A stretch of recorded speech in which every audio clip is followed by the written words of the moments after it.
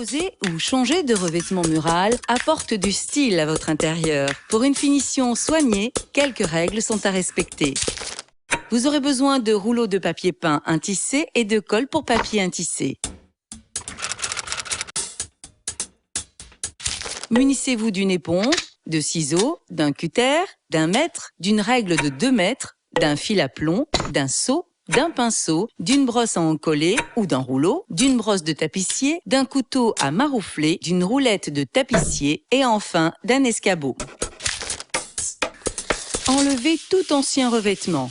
Décollez l'ancien papier peint à la décolleuse ou poncez légèrement une ancienne peinture pour une meilleure adhérence de la colle. 3 choses sont à vérifier. Assurez-vous que le support est propre, sinon dépoussiérez-le ou lessivez-le. Vérifiez ensuite qu'il est bien plan.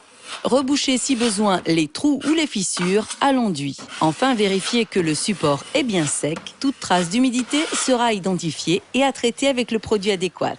Sur un mur brut ou remis à nu, il est conseillé d'appliquer préalablement une sous-couche. Pour une meilleure finition et avant de démarrer la pose du papier peint, posez un joint acrylique entre le mur et les boiseries comme les plinthes, les portes ou les encadrements de fenêtres. Pensez également à couper le courant et à retirer vos prises et interrupteurs existants.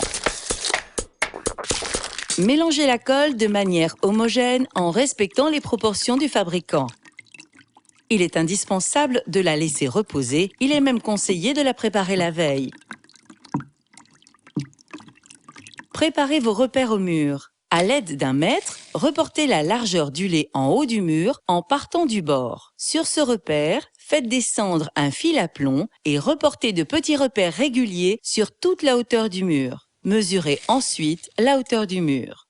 Vérifiez que tous les rouleaux proviennent du même bain. Pour les papiers peints à raccord, démarrez chaque nouveau lait en faisant coïncider les motifs. Ce lait comportera donc 2 coupes, en haut et en bas, pour être raccord au lait à poser. Il est conseillé de couper les laits au fur et à mesure de la pose pour éviter les erreurs.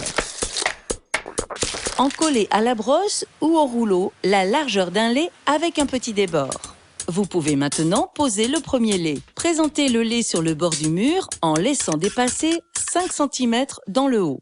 Vérifiez l'aplomb sur base des repères tracés et ce, sur toute la hauteur du mur. Si vous n'êtes pas sûr de l'aplomb de l'angle du mur, faites le premier repère à 50 cm de l'angle du mur pour un lait de 53 cm de large ou à 100 pour un lait de 106 cm. Faites descendre le fil à plomb pour répéter les repères. Faites coïncider le premier lait sur ces repères, le papier couvrira l'angle et débordera sur l'autre mur. Une coupe de raccord sera nécessaire. Votre aplomb sera parfait, même si les murs ne le sont pas. Marouflez toute la surface en partant du centre vers les extrémités. Coupez le surplus inférieur de papier au ras de la plinthe en vous aidant du couteau à maroufler. Faites la même chose dans l'angle du plafond et du mur. Coupez le surplus inférieur de papier au ras de la plinthe en vous aidant du couteau à maroufler. Déposez le deuxième lait bord à bord. Si nécessaire, il est possible de décoller et de repositionner. Réalisez les coupes haut et bas, puis passez la roulette de tapissier sur la jonction des 2 laits. Pour enlever un éventuel surplus de colle sur cette jonction, un passage d'éponge humide sera nécessaire. Pour terminer la surface du mur, vous devrez mesurer la distance entre le dernier lait et l'angle du mur. N'hésitez pas à mesurer sur plusieurs points, car les murs ne sont pas toujours très réguliers. Coupez le lait sur cette largeur en ajoutant 5 cm. Une fois posé et marouflé, coupez l'excédent dans l'angle à l'aide du couteau. La pose en angle sortant. Posez le lait en débordant de l'angle du mur sur l'autre de quelques centimètres et posez le lait suivant en recouvrant le bord du lait d'angle de quelques centimètres. Recoupez au cutter les 2 épaisseurs de papier. Enlevez la chute en maintenant le papier avec la règle pour éviter le déchirement du papier. Soulevez le bord du papier pour enlever la seconde chute, puis lissez les bords. Pour habiller un angle horizontal, partir du haut et insister à la brosse sur l'encollage de l'angle sortant. Marouflez jusqu'au mur, puis découpez l'excédent.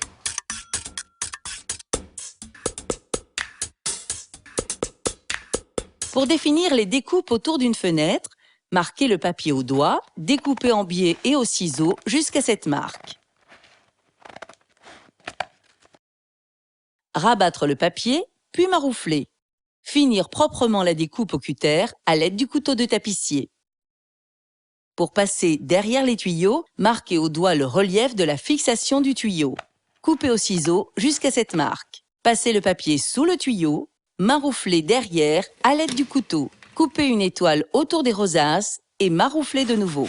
Pour les prises et interrupteurs ont été préalablement démontés et le courant a été coupé. Marquez au doigt le contour de la boîte d'encastrement. Réalisez la découpe au cutter, les prises et interrupteurs peuvent être alors remis en place. Posez le dernier lait en le superposant à celui déjà en place, puis coupez verticalement sur la superposition. Retirez-les de chute. Des soufflettes peuvent apparaître 2 ou 3 jours après la pose. Elles s'estomperont d'elles-mêmes. Si l'une d'elles venait à persister, injectez dans cette bulle d'air de la colle avec une seringue. Marouflez et enfin essuyez à l'éponge humide. La pose de papier peint intissé n'est vraiment pas compliquée et le style est assuré.